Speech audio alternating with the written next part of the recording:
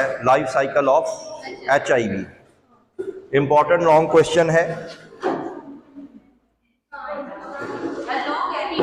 Ji. Life cycle of HIV के बारे में प्यारे बच्चों लास्ट टाइम भी बताया था, human immuno deficiency virus. Human immuno deficiency virus इसको इसलिए कहते हैं कि ये इंसान के इम्यून सिस्टम को बिल्कुल ही ख़त्म कर देता है, इम्यून डेफिशिएंट। ठीक है, इसी वजह से पहले तो मैं आपको ये बता दूं कि HIV एक रेट्रो वायरस है। कौन सा वायरस है? रेट्रो वायरस है। HIV एक रेट्रो वायरस है। क्या होता है रेट्रो वायरस? रेट्रो वायरस की मेन निशानी क्या है? सबसे मेन निशानी MCQ में याद रखना कि रेट्रो वायरस के अंदर एक एंजाइम होता है, एंजाइम जिसका नाम होता है रिवर्स ट्रांसक्रिप्टेज। रिवर्स ट्रांसक्रिप्टेज, ध्यान से सुनना, बहुत इंपॉर्टेंट टॉपिक है। रिवर्स ट्रांसक्रिप्टेज एंजाइम होता है। इसके अलावा इसमें और क्या कुछ हो सकता है? इसके अंदर होता है RNA, सिंगल स्ट्रैंडेड RNA भी होता है इनमें। और ये एक एनवेलप्ड वायरस होता है। कौन सा? एनवेलप्ड। लास्ट टाइम स्ट्रक्चर बना के एक्सप्लेन भी कर दिया था। जैसे मैंने आपको कहा कि ये ह्यूमन इम्यूनो डेफिशिएंसी वायरस है, तो लिहाजा ये इंसान के इम्यून सिस्टम का जो एक सेल होता है जिसको कहते हैं कि इट डिस्ट्रॉयज, ये तबाह कर देता है, it destroys helper T lymphocyte. Helper T lymphocyte. Helper T lymphocyte क्या है? Helper T lymphocyte it is a type of white blood cell. WBC की ही एक सेल की किस्म है, WBC। और वाइट ब्लड सेल क्योंकि डिफेंस के लिए होते हैं, तो लिहाजा ये तबाही किसको करता है? हेल्पर T लिम्फोसाइट को। तो ये फिर हमारा जो बॉडी है वो डिफेंस करने के काबिल नहीं रहती। इस सेल को हम कुछ और नाम भी दे सकते हैं। इसको हम लोग CD4 सेल भी कहते हैं, CD4 सेल भी कहते हैं। और एक ब्रैकेट में एक और भी लिखा होगा T, हाँ जी, T4 सेल भी कहते हैं। ठीक है, मैं बताता हूँ आपको। CD का मतलब वैसे होता है क्लस्टर ऑफ डिफरेंशिएशन, तो मैं ये आपको अभी बना के बता दूंगा। तो ये तो मेन सेल है।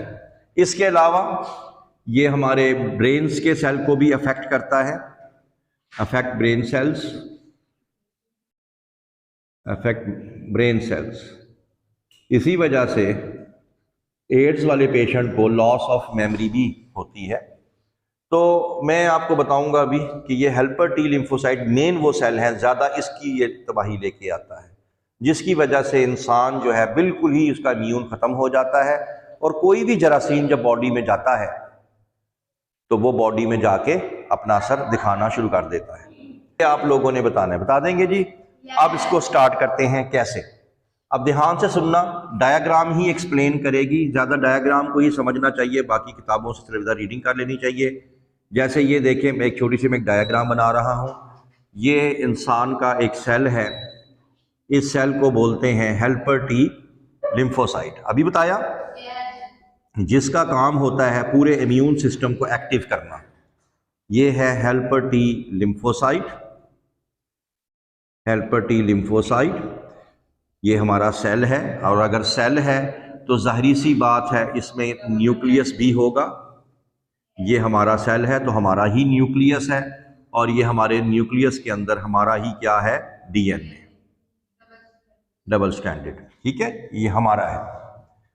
हमारे हेल्पर T लिम्फोसाइट के ऊपर एक एंटीना होता है, उस एंटीने को ही हम लोग बोलते हैं रिसेप्टर साइट बोलते हैं। क्या बोलते हैं? Receptor site. मैंने आपको लास्ट टाइम बताया था कि वायरस हमेशा रिसेप्टर साइट से अंदर आता है। तो ये आ जाएगा, this is the receptor site, ये रिसेप्टर साइट है। और अभी आपने क्वेश्चन भी पूछा, इस रिसेप्टर साइट का नाम होता है CD4। Cluster of differentiation. हमारे हर सेल, मुख्तलिफ बॉडी के जो डिफरेंट सेल्स हैं उनमें ये रिसेप्टर क्या होता है, डिफरेंट होता है। कोई CD4 होगा, कोई CD5 होगा, कोई CD72 होगा, कोई CD55 होगा। तो हर एक तरह के डिफरेंट शक्लों के होते हैं ये। इसका जो नाम है वो क्या है, CD4। ये जो है ये HIV है जो किसी वजह से हमारी बॉडी में घुस गया है। और मैंने आपको लास्ट टाइम भी बताया था ये कौन सा वायरस है, एनवेलप्ड है। क्या है, एनवेलप्ड है। एनवेलप्ड की मैंने आपको कुछ दिन स्पाइक्स भी बताई थी, और स्पाइक्स मैंने बताई थी GP120 एंड GP41। ऐसे ही है ना, ये स्पाइक्स आ गई। और इसके अंदर अभी आपको बताया था इसमें RNA भी होता है, इसमें रिवर्स ट्रांसक्रिप्टेज एंजाइम भी होता है, और भी एंजाइम है जो हमने पिछले लेक्चर में पढ़ लिए थे। अब वही पहली वाली बात कि पहला स्टेप, अगर आपको बैक्टीरियोफेज की लाइफ साइकिल याद हो, वहां हमने पढ़ा था लैंडिंग। यहां भी क्या होगा, लैंडिंग। उतर के चिपकने को क्या बोलेंगे, एड्सॉर्प्शन। क्या बोलेंगे, एड्सॉर्प्शन। तो ये जनाब यहाँ पे लैंड करेगा, और लैंड करने के बाद ये देखें, ये इसने आके क्या कर लिया, एड्सॉर्प्शन कर ली रिसेप्टर साइट के साथ, इसने मीडिएट किया, ठीक है। और इसके अंदर क्या चीज़ थी, कैप्सिड पढ़ा था।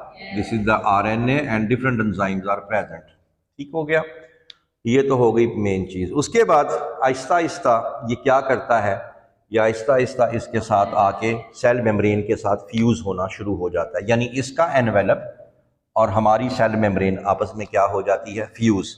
जो मैंने आपको फंक्शन भी बताया था GP41 का, तो वो आपने बताना ये है कि यह आहिस्ता आहिस्ता इसके साथ एड्सॉर्ब होने के बाद चिपकना शुरू हो जाएगा, और सेल मेम्ब्रेन के साथ आके चिपक जाएगा।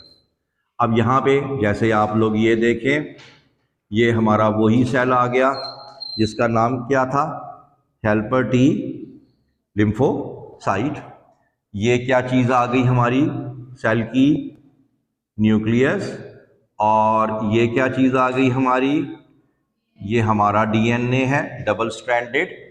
अब क्या हुआ, अब हुआ ये कि ये इस तरह से अंदर आया कि कुछ यूं हो गया। ये देखें, ये देखें, ये अंदर की तरफ को आया, और ये एंडोसाइटोसिस अंदर की तरफ को आ जाएगा। ये इसका कैप्सिड आ गया, दिस इज द कैप्सिड, ठीक है। ये ले जी। तो करते करते मतलब ये है कि ये आहिस्ता आहिस्ता करते करते कहाँ आ जाएगा, सेल के अंदर आ गया। एंडोसाइटोसिस करते हुए इसके कहाँ आ गया, अंदर। अब इसका एनवेलप कहाँ चला गया, जो एनवेलप लेके आया था, जुड़ गया। अब आपने भी यही बताना है, ये आ गया RNA और ये डिफरेंट एंजाइम्स हैं, ठीक है। तो अब आपको याद होना चाहिए कि जो एनवेलप्ड वायरस है जब अंदर आता है तो अपना एनवेलप किसके साथ जोड़ देता है, सेल मेम्ब्रेन के साथ। समझ आ गए। अब जैसे ही ये कैप्सिड अंदर आया तो ये अपना RNA जो है शेड कर देगा, यानी RNA बाहर निकाल देगा। This is the RNA, messenger RNA। तो ये mRNA है, mRNA। इसमें से जो एक mRNA है, ये देखें, ये mRNA आ गया। अब ध्यान से सुनना जो बातें मैं बताऊंगा, दोनों को यूज नहीं किया उसने, एक को यूज किया है। This is the messenger RNA, और मैसेंजर RNA क्या होता है, इसमें सिंगल स्ट्रैंडेड, ठीक। अब आया मेन काम। मेन काम क्या है कि ये एक एंजाइम बहुत इंपॉर्टेंट जिसका नाम मैंने बताया था, रिवर्स ट्रांसक्रिप्टेज। तो ये रिवर्स ट्रांसक्रिप्टेज एंजाइम जो है, ये देखें, this is the reverse transcriptase enzyme. मैं इसको RT लिख देता हूं। ये रिवर्स ट्रांसक्रिप्टेज एंजाइम जो है वो क्या करता है कि सिंगल स्ट्रैंडेड RNA को, this is the single stranded RNA, ये तो था ही था, जब ये इसके ऊपर चलेगा तो ये इसकी दूसरी साइड पे क्या बना देगा, DNA। क्या बना देगा, DNA। This is the DNA। ये DNA बने, ये रेड वाला है ये DNA है, और जो ब्लैक वाला है वो क्या है, RNA। नहीं समझ आई बात की? डीएनए सिंगल स्ट्रैंडेड है या डबल स्ट्रैंडेड है? यहाँ पे अभी सिंगल स्ट्रैंडेड है, ठीक है। अब ये जो डीएनए बना है, इस डीएनए को हम कहेंगे कॉम्प्लीमेंट्री डीएनए। कौन सा? Complementary single stranded DNA. मैं यहां लिख भी देता हूं, कॉम्प्लीमेंट्री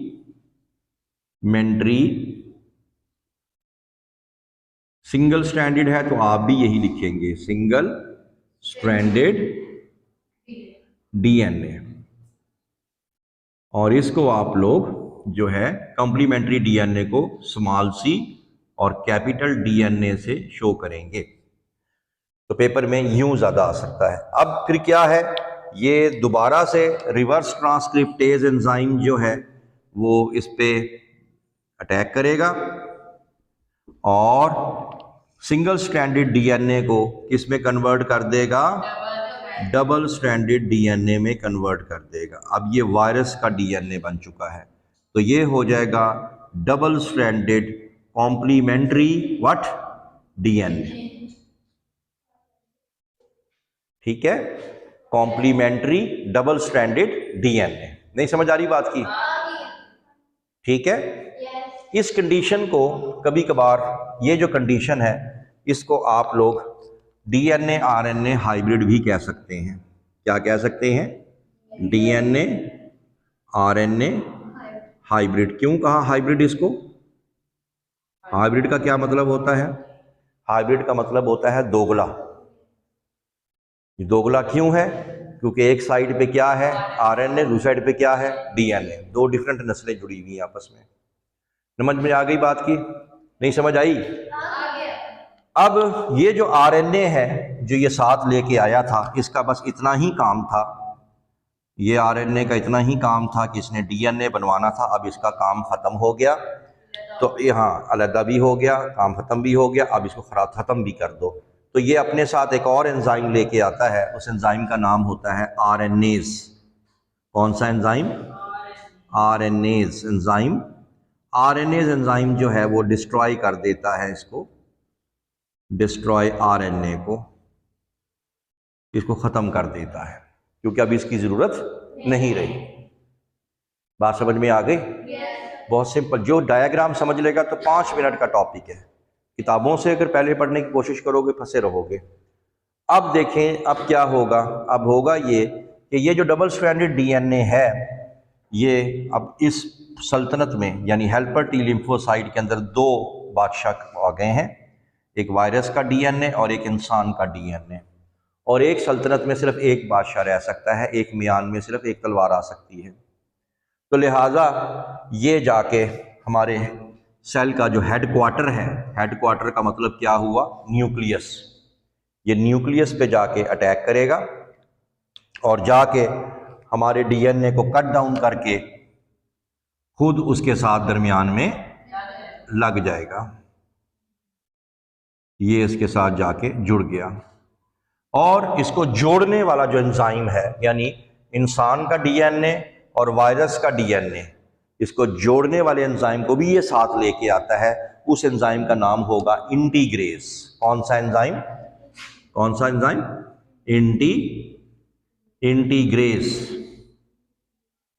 इंटीग्रेज एंजाइम।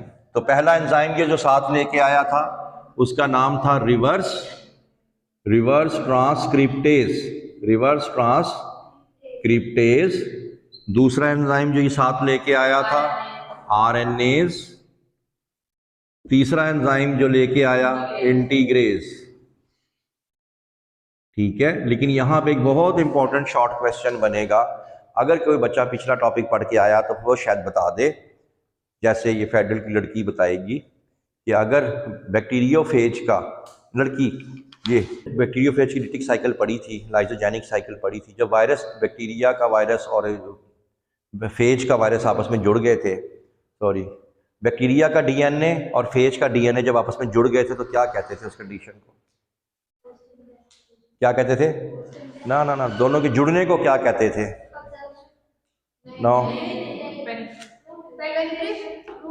प्रोफेज कहते थे। क्या कहते थे?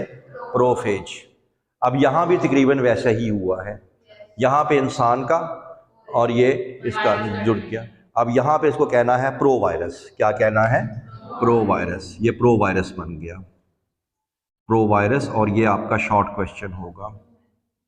This is the short question. Prophase का मतलब क्या था कि वायरस का डीएनए और बैक्टीरिया का डीएनए जुड़ गया था। लेकिन प्रो वायरस का मतलब क्या लेना है?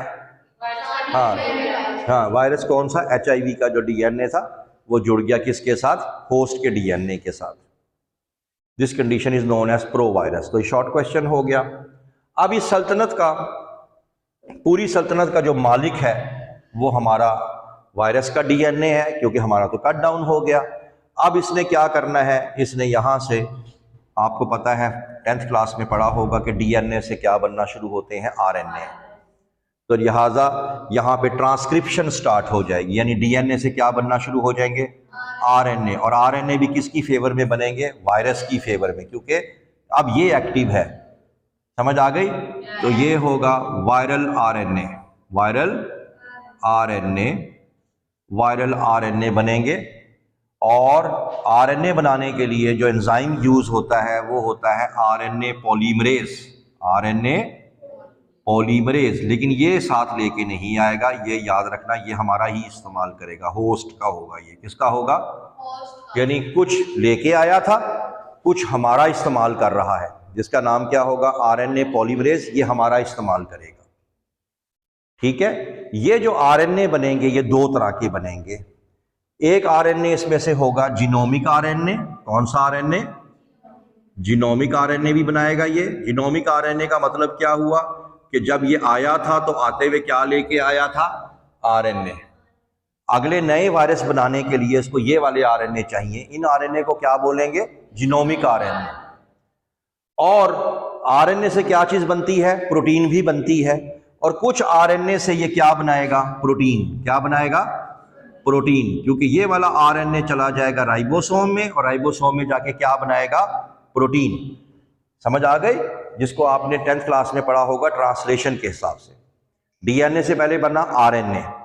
अब RNA की दो कैटेगरीज हैं। एक जीनोमिक RNA, क्योंकि अब इसने आगे अपनी नस्ल बढ़ानी है तो वो वाले RNA दोबारा बनवाएगा। और कुछ RNA से क्या बनाएगा? प्रोटीन। क्यों? क्योंकि इसने अब क्या बनवानी है? अपनी कैप्सिड, अपनी क्या बनानी है? Matrix, protein. तो वो चीजें कहां बनेंगी? जाके राइबोसोम में। तो फिर तो राइबोसोम में ये प्रोटीन बनेगी, और राइबोसोम में बन के आएगी पॉलीपेप्टाइड चेन। कौन सी चेन?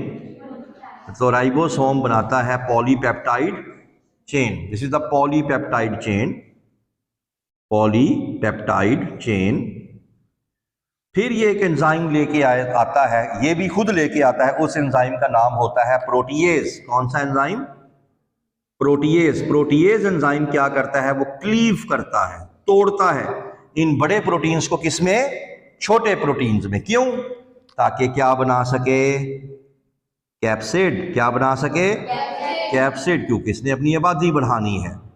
कैप्सिड बना दिया। उधर से वो कौन सा RNA बना रहा है?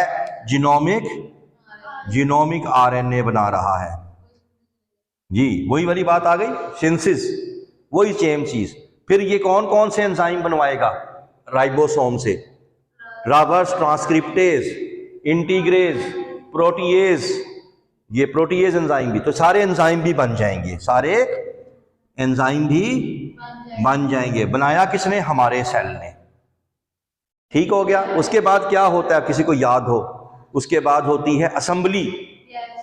याद आ गया? असेंबली क्या होता है? तमाम स्पेयर पार्ट्स को जोड़ना। तो ये तमाम चीजें इसके अंदर क्या होना शुरू हो जाएंगी? जुड़ जाएंगी। हमारा जो रोबोट है, हमारा जो वायरस है, अब तकरीबन तैयारी के मराहिल में पहुंच चुका है। अब तकरीबन कैप्सिड भी बन गया, RNA भी बन गए, एंजाइम्स भी बन गए, पैकिंग भी हो गई, असेंबली भी हो गई। एक चीज की कमी है अभी भी। क्या? किसकी? शाबाश, एनवेलप की कमी है ना। किसकी कमी रह गई? तो एनवेलप भी कहां से लेगा? तो ये नवाब साहब जो हैं, एनवेलप भी हमारी सेल मेम्ब्रेन को बाहर को खींचेगा। ठीक है, एक्सोसाइटोसिस की तरह। और ये देखें अपना कैप्सिड उसमें फिट करेगा, और उसमें क्या आरएनए और एंजाइम्स क्या है, पहले ही हैं, और उसके बाद ये हमारे सेल से निकल के बाहर चला जाएगा। और जब ये बाहर चला जाएगा तो ये अब एक नया मैच्योर क्या बन चुका है, HIV वायरस। बात समझ में आ गई।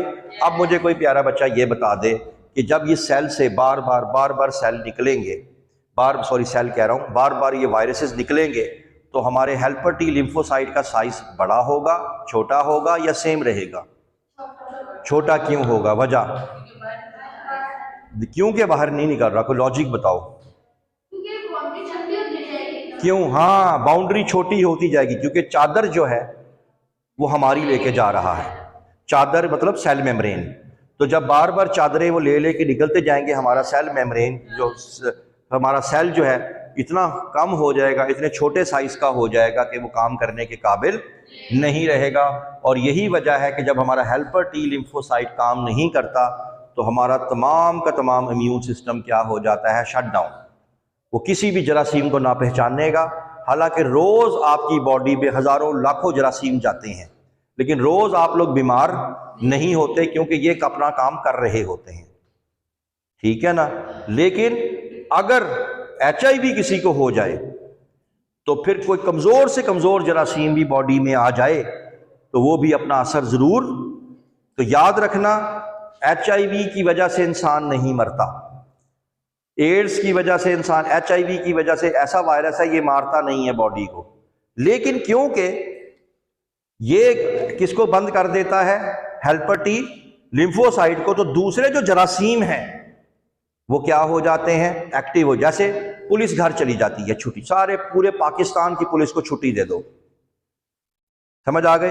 अब क्या होगा, सबको पता है पुलिस कहां चले गई, तो छोटे से छोटा कमजोर से कमजोर चोर भी बड़े से बड़ा डाकू बन जाएगा। क्यों? पता ये पुलिस ही नहीं है।